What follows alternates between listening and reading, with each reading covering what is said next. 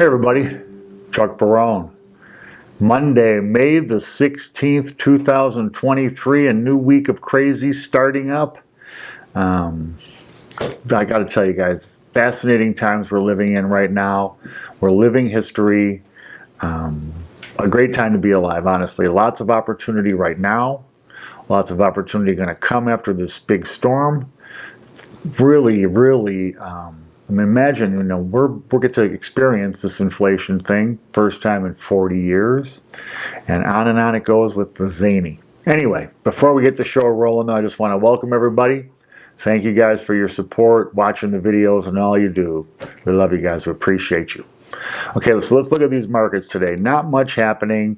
Big data coming later this week, as always, but stocks managing to eke out a small rally today. The Dow up 47 points. The Nasdaq up 12, the S&P up, the Nasdaq up 80, S&P up 12.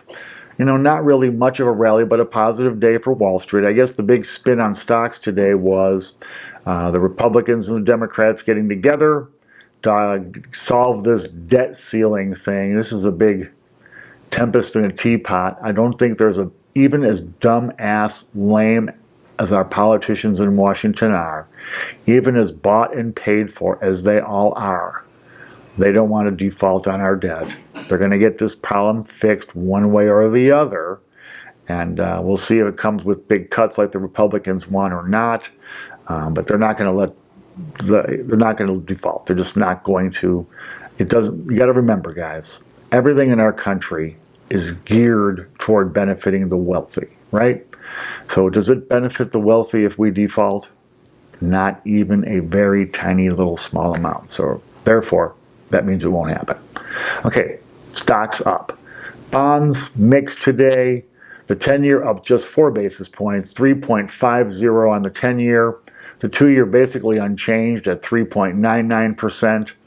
Now, the market's digesting everything, trying to figure out what's next for the Fed. Are there more rate increases coming? Do they really got a handle on this inflation thing? Will they knuckle under when the economy turns sour? Lots to digest there in this bond market, and a lot of confusion and uncertainty. The dollar today down very small, still up above 102 on the index, 102.41. Good solid reading for the Dow, not much to say.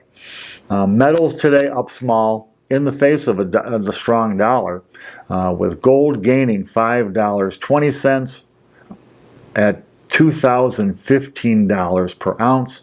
Silver up 10 cents per ounce at $24.04 per ounce. Decent numbers for gold and silver. I think that, as I've been saying, I think these markets have a ways to rally still. They will rally. And it's just a matter of when, but still nice numbers. The gold number staying above 2,000, very impressive. I think, again, there's still more room to rally.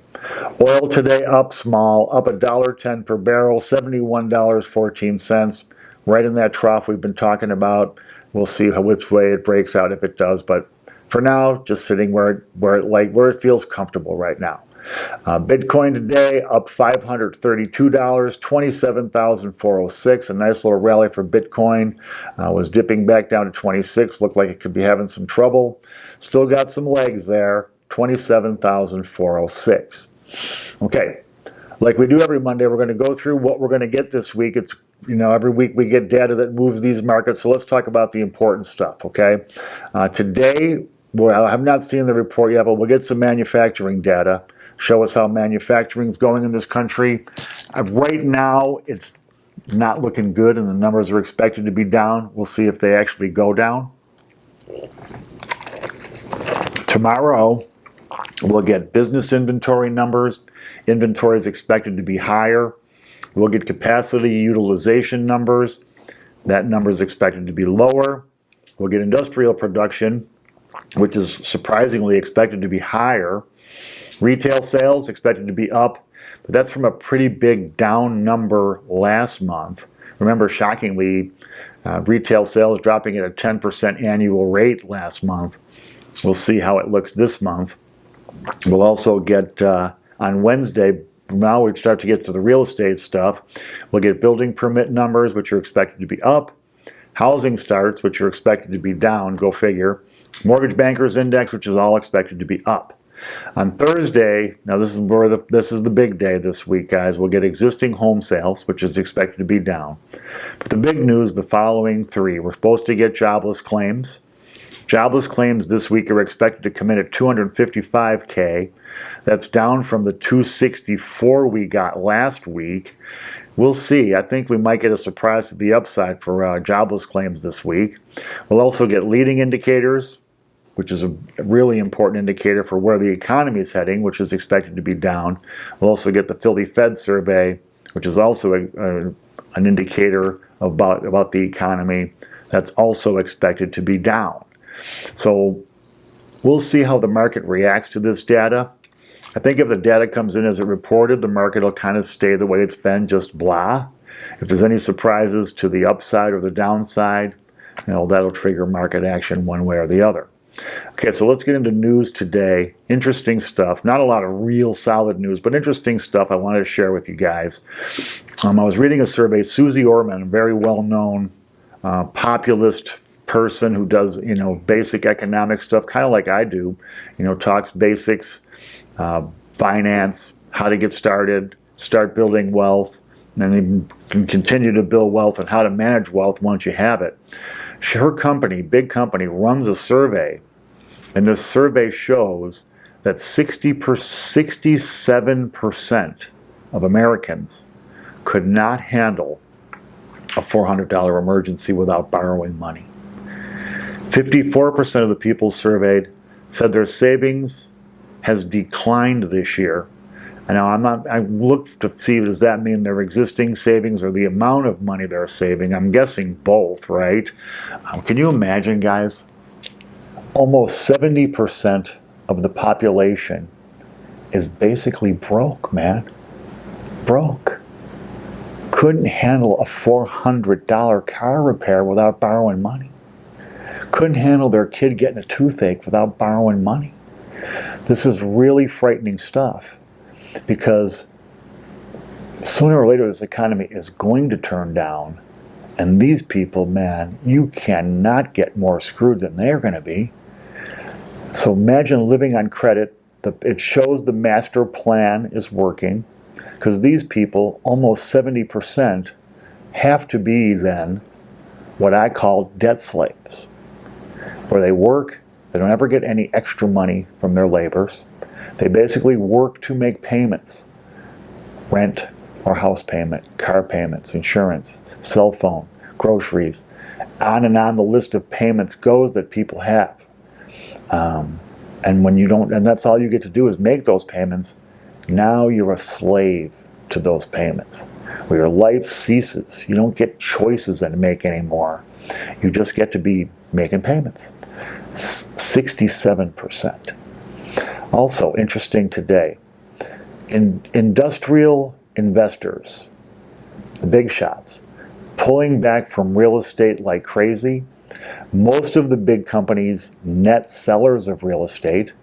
Now, when I say industrial or institutional investors, these are people or organizations that own more than 1,000 properties. So these are big groups, big companies. They bought 90% less houses so far this year than they bought last year. So institutional investors had their fill of residential real estate. We all know and been talking about on this show where commercial real estate's going. So it looks like they're keeping their powder dry for some reason. That is showing up in sales numbers like crazy across the country. Here in Las Vegas, we were averaging about 3,500 sales per month. Now we're barely over 2,000. A big part of the run-up in real estate were these institutional investors. So now they get to sit back and watch their handiwork, right? Also interesting today, we probably had 4 or 5 Fed yo-yos out today talking tough on rates and inflation.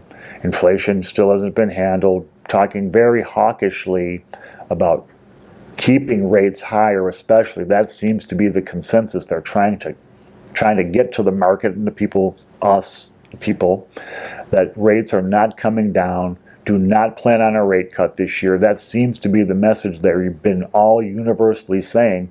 And I got to tell you, the Federal Reserve is not known for being very blunt, especially during the Greenspan era. You know, this guy spoke in a language all his own. It was an art trying to translate what the guy meant.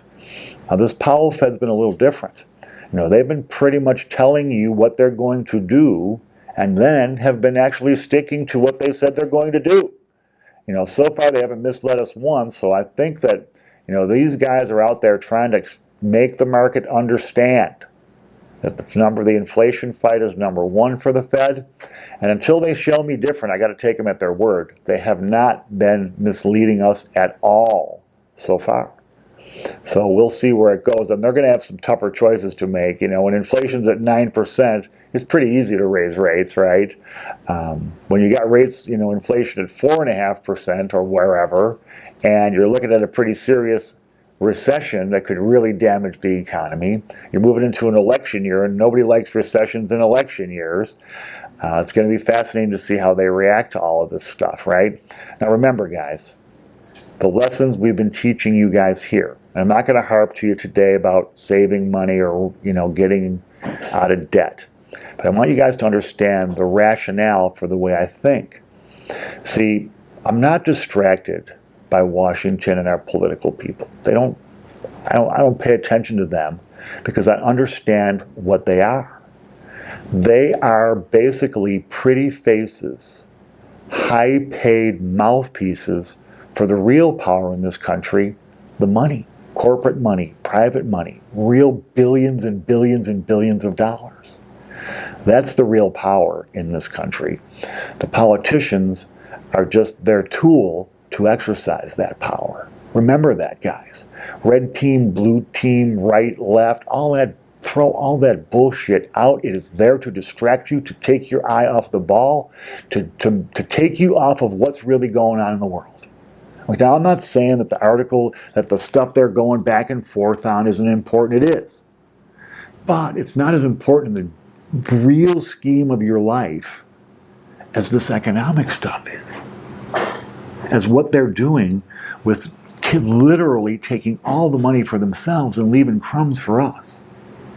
Now remember what the plan is. The master plan, guys. The master plan is a simple one. Who owns the businesses? Who owns the credit facilities? Who owns the stock of all these major corporations? Who owns all of this stuff? It's the wealthy people who do. So what do the wealthy people want you to do? They want you to consume. They want you to consume on debt. They want you to make payments on that debt. They're going to increase your credit limit so you can go further into debt. They want to create a society of drone debt slaves. People who work to make payments. Free choice is out the window. It's just a matter of working, getting that paycheck to pay the rent, to pay the car payment, to pay your credit cards, to pay student loans, to pay the moneyed interest. Remember, every time you pay interest, somebody's collecting that interest, guys. Somebody's collecting that money. So remember what the goal is and do everything you can do to get away from it, man. You do not want to get caught in this trap. If you're already in debt and making payments, especially if you're struggling to make those payments, you understand what this is all about already. You don't understand maybe the motive or how it's a big scheme to create this kind of society, but nonetheless, here it is. Anyway, I can ramble on about this stuff forever, guys. Please look out for yourselves. Take care of yourselves financially. Do things deliberately. Protect yourselves. That's it for the day. Tomorrow we'll be back with lots of information to pass along. Just like we talked about, we'll have some real information on how America's doing economically and where we're going. Until tomorrow then, guys, have an awesome day tomorrow.